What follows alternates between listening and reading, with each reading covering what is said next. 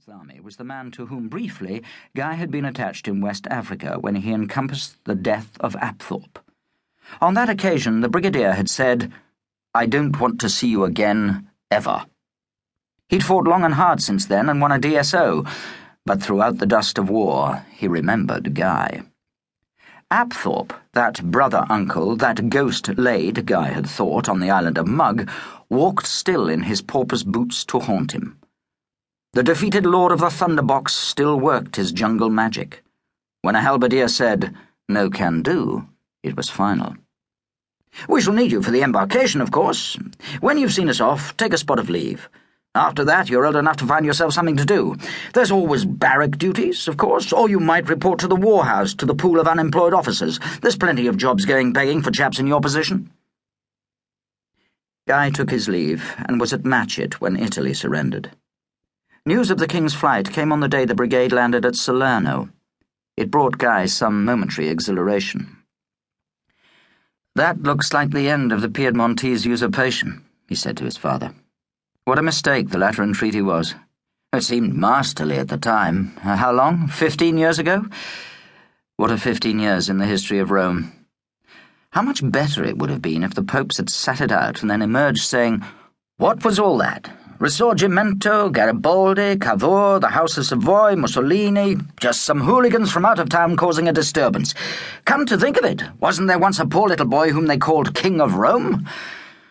That's what the Pope ought to be saying today." Mr. Crouchback regarded his son sadly.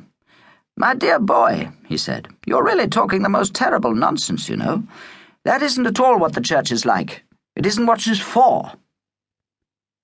They were walking along the cliffs, returning at dusk to the Marine Hotel with Mr. Crouchback's retriever, aging now, not gambling as he used to, but loping behind them. Mr. Crouchback had aged too, and for the first time showed concern with his own health. They fell silent, Guy disconcerted by his father's rebuke. Mr. Crouchback still, it seemed, pondering the question he'd raised. For when at length he spoke, it was to say, "Of course, it's reasonable for a soldier to rejoice in victory." "I don't think I'm interested in victory now," said Guy. "Then you've no business to be a soldier." "Oh, I want to stay in the war. I should like to do some fighting. But it doesn't seem to matter now who wins. When we declared war on Finland—" He left the sentence unfinished, and his father said, "That sort of question isn't for soldiers." As they came into sight of the hotel, he added, "I suppose I'm getting like a schoolmaster, forgive me. We mustn't quarrel. I used often to get angry with poor Ivo, and with Angela. She was rather a tiresome girl the year she came out, but I don't think I've ever been angry with you." Hachette had changed in the last 2 years. The army unit for whom Monte Rosa had been cleared had gone as quickly as they came, leaving the boarding house empty. Its blank windows and carpetless floors stood as a symbol of the little town's brief popularity. Refugees from bombing returned to their former homes. Mrs. Tickeridge moved to be near a school for Jennifer. The days when the Cuthberts could let every room twice over were ended, and they reluctantly found themselves obliged to be agreeable. It was not literally true, as Miss Vavasour claimed, that they went down on their knees to keep their residence, but they did offer Mr. Crouchback his former sitting room at its former price. "Oh, no, thank you very much," he'd said. "You'll remember I promised to take it again after the war, and unless things change very much for the worse, I shall do that. Meanwhile, my few sticks are in store, and I don't feel like getting them out again." "Oh, we'll furnish it for you, Mr. Crouchback." "It wouldn't be quite the same.